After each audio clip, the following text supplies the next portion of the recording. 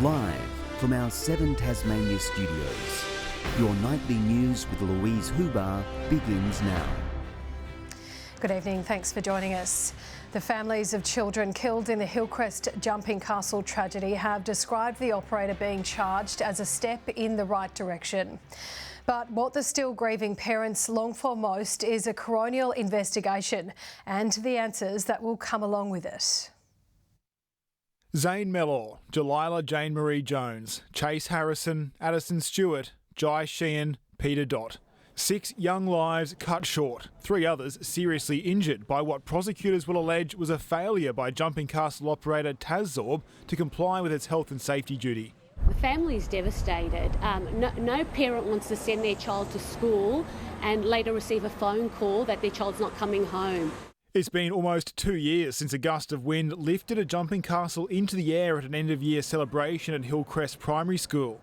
After an extensive WorkSafe investigation, the Director of Public Prosecutions yesterday filing charges with Devonport Magistrates Court. WorkSafe has worked tirelessly on this investigation. There was approximately 40,000 documents that they had to peruse in order to come to these findings. So we do commend them for their tireless efforts in looking after this very, very serious matter. The families of Addison and Peter putting on a brave face today, thankful for a major step forward in the healing process. They see these charges being laid as a confirmation what they were fearing, that somebody else was at fault for them, for their children losing their lives, and still unfortunately don't have any closure at this point. The charge is a Category 2 offence, the second most serious under the legislation below Category 1, which requires reckless conduct. The maximum penalty is a $1.5 million fine. Once this prosecution is finalised, a coronial inquest can then begin to examine what led to the tragedy and how it could have been avoided. A process the families are very keen to see get underway. Why this jumping castle became airborne, and as a result 6 children died and several others were seriously injured. So the families want answers. They do not want to see this tragedy ever occurring to any other family again. It's likely civil lawsuits for compensation will then follow. Nick Kelly, 7 Tasmania News. Meanwhile, the Friends of Palestine community rallied in Hobart and Launceston today, raising awareness about the ongoing war and calling on Tasmanians to phone federal politicians in a bid to stop the violence. The group isn't giving up hope, hosting a run for Palestine next Saturday. Ambulance ramping has improved slightly in Tasmania, but it's still considerably worse than 7 years ago, according to an AMA report card. Last financial year, 70% of patients were transferred off ambulance stretchers within 15 minutes, compared with 66% the previous year. In 2016, however, that figure was 92%. We're committed to continuing to invest in that space. We also need to be working closely with the federal government, and they need to be stepping up in the primary healthcare space so people aren't winding up in emergency that don't need to be there. According to the report, wait times deteriorated everywhere except the ACT.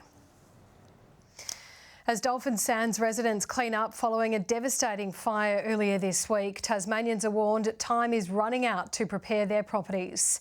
We're being urged to have a bushfire plan in place, with the TFS saying it could mean the difference between life and death. It was a reminder of the danger of summer in Tasmania. Dolphin Sands residents forced to flee as a ferocious blaze swept through the area. The incident following on from fires on Flinders Island and at Friendly Beaches earlier this year. It isn't actually in the summer bushfire intensity of the summer, and these events have impacted on communities and individuals. The TFS's annual bushfire awareness campaign is underway. Top of the list for households, getting a bushfire plan in place, outlining how to act in an emergency warning. What are you going to do if a fire breaks out? You know, where are you going to get your information from? What valuables are you going to take? Who are you going to inform? Where are you going to go? Those type of things. The Chief Officer says the time taken on the plan is time well spent. Probably time when it's impacting you and the family. If you've thought about it, you're going to make some good decisions. You're going to make decisions that save your life. Authorities also doing their bit to be prepared ahead of a challenging bushfire season. We've had a number of exercises, a number of training activities, a number of major events. We've established a nation-leading 10-year blind fuel reduction program, which has had a material impact in reducing the risk for our communities. Meanwhile, patrols are continuing around the fire ground at Dolphin Sands, the cause not believed to be deliberate. We believe it's accidental. We're doing further investigations, but we believe it is accidental. John Hunt, 7 Tasmania News. Tasmania's top tourist attractions have been crowned at an awards night in Hobart. 23 businesses went home with gold medalists, 5 of them inducted into the Hall of Fame after receiving the same award for a 3rd consecutive year. The winners pitting their success on passion. We've got an incredible team and we're very passionate about the arts and that the arts is accessible to everyone and how transformative that can be to a community. Well, we're very lucky in that we've got some passionate artists and makers. We've got amazing chocolatiers, amazing cheesemakers, farmers, chefs, all the back-end support and amazing hospitality staff. The category winners will travel to Darwin to represent Tasmania at the National Awards ceremony in March. The Taste of Summer also took the stage last night, named Tasmania's best major event. Organisers announcing this year's festival will feature an exclusive new experience with the Tasman Hotel. You'll have priority access to the Taste of Summer, you'll have a guaranteed seat on the waterfront, and you'll be able to watch the fantastic City to Hobart yacht race finish in style at the Taste at the Tasman Yacht Club. Our Marriott Bonvoy members don't often get the opportunity to participate in local activities, and for us it's an opportunity to share what local Tasmanians get to experience. Tickets are limited and are on sale now. One of the country's most famous runners has extra motivation to take on the might of the mountain in tomorrow's Point to Pinnacle. Ned Brockman, who famously ran from Perth to Sydney, is one of 3,000 people who will pound the pavement, and he's part of a team raising funds for the Beanies for Brain Cancer initiative. I think it's, so many people go through such hard times here, and it's really awesome to be able to come and involve myself and be a part of something much greater than I am. So.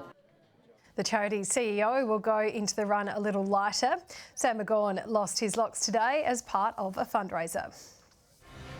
The countdown to Christmas has officially begun, with thousands of people from all over the state turning out for Hobart's 41st festive pageant.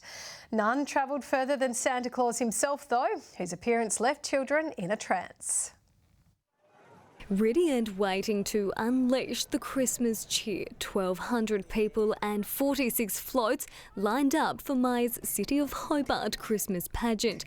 The anticipation of their arrival at its peak. How excited are you? Really 100! A young hospital patient, the answer to their prayers, snipping the ribbon and starting the march. Celebrating all things Christmas and culture.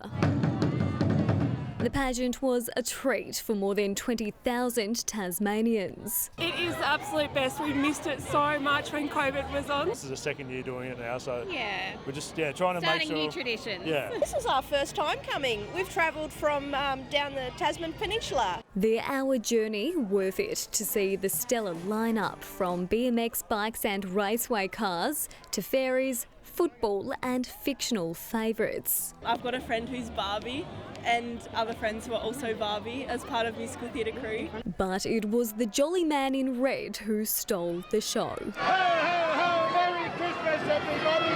We're excited about that we can celebrate this Christmas, and it's so cool how it's really soon. Now just 37 sleeps away, it won't be long before everyone's shouting Merry Christmas! Brianna Boylan, 7 Tasmania News.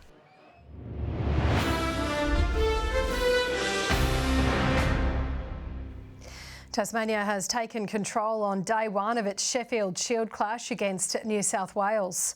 4 wickets from Gabe Bell helped the Tigers topple the Blues' top order.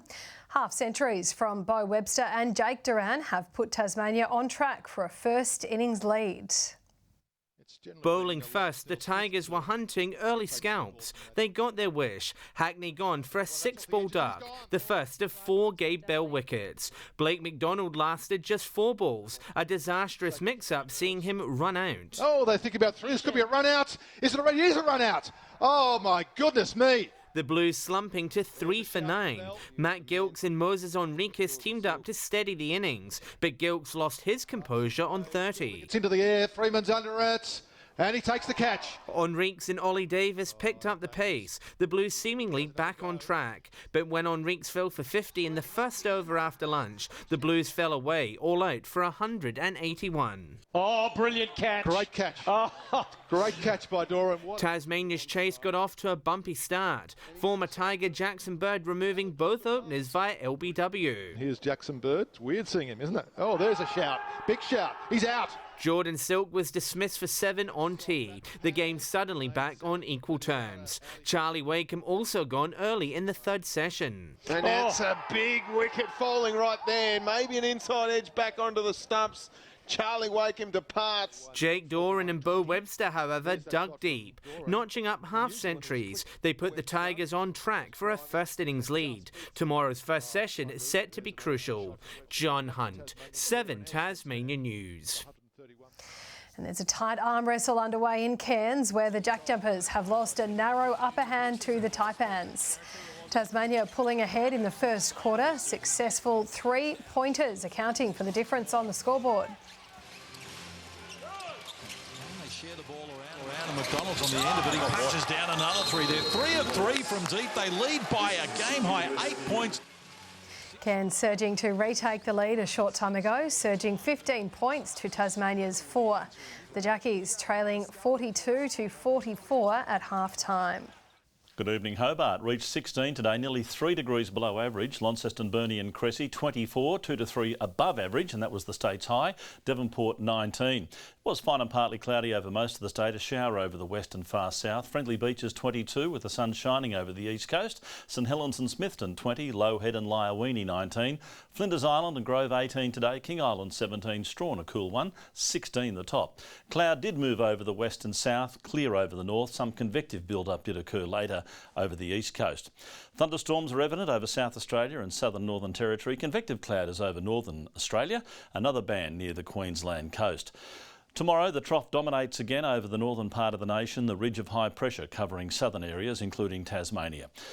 Winds mostly up to 10 to 20 knots around the state, with west-northwesterlies to 30 knots over northern waters. Hobart for Sunday, a top of 21, 50% chance of a shower. Same for Richmond, 22 the top and 22 for ooze. Launceston, cloudy but fine, 23 the maximum, 19 the high for Devonport. A cloudy day for Deloraine, 9 overnight, 21 the maximum. Burnie expecting 19, a cloudy day, the chance of a shower again for Strawn, 17 the top and 17 for Curry on King Island. And the east coast tomorrow, cloudy but fine. St Helens 23, 21 for Swansea. White Mark on Flinders, a high of 19 degrees.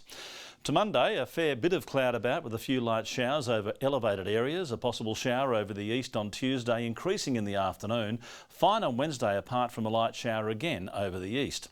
Further north, and a sunny 31 in Perth. Fine as well in Adelaide and Melbourne. 26 and a nice day ahead in Sydney. Partly cloudy, 27 in Brisbane.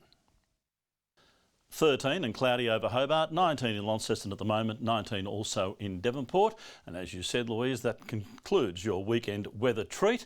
It wasn't much of a treat for me. I don't know where all your weekend regular weather people are, but they've certainly abandoned ship. But more importantly, this will be the last time we'll have a chat between now and when you and Dave and Tilly welcome the new addition to your family. So we wish you all the best and we look forward to the happy announcement. Oh, that's really lovely. Thank you so much for that, Murph. Not long to go, thankfully. That is all your news for now. Thank you for joining us. I will see you tomorrow. Enjoy your evening. Good night.